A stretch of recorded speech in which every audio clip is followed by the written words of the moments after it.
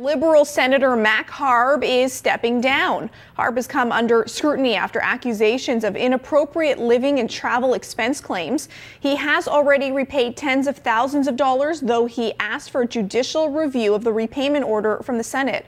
I want to bring in our National Bureau Chief, David Akin from Ottawa. Is this a huge surprise?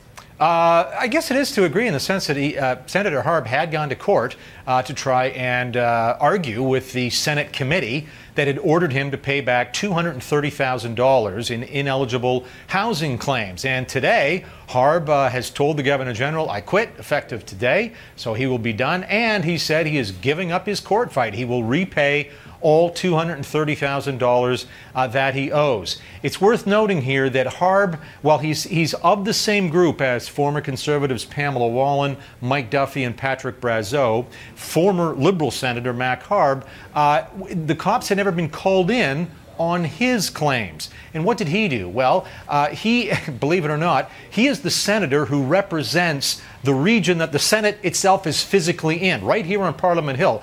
Harb is the senator for Parliament Hill, and yet he claimed his primary residence was like 101 kilometers away from Parliament Hill. And if you're 100 kilometers away, then the taxpayer picks up your housing allowance. So this was the bizarre situation where the guy who represented this Ottawa in the Senate was claiming housing expenses and living outside the Senate. It was bananas. And but the Senate committee said the rules were insufficiently clear, and they cleared it up and said you got to repay the $230K, but they never called in the police. The police could still decide to investigate, but for now, it looks like this is the chapter ending on Harb. He's paying back the money. He's out of the Senate, and Prime Minister Harper will have yet one more vacancy to fill. I'm thinking of the Canadian Taxpayers Federation right now, and I'm wondering, because this is something that I feel like they would bring up. So what does this mean? He's giving up and he's giving in. Does he still get some sort of severance?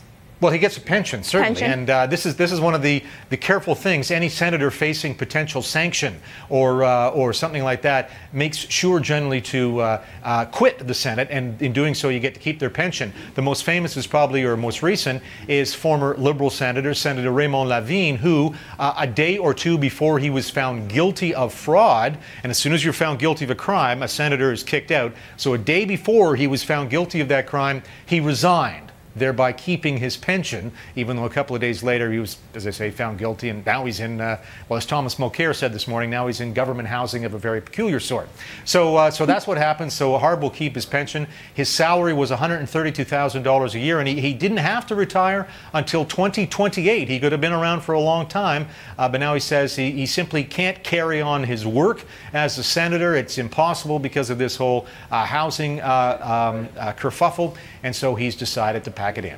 Packing it in. All right. National Bureau Chief David Akin for us in Ottawa. Thanks, David. Thanks.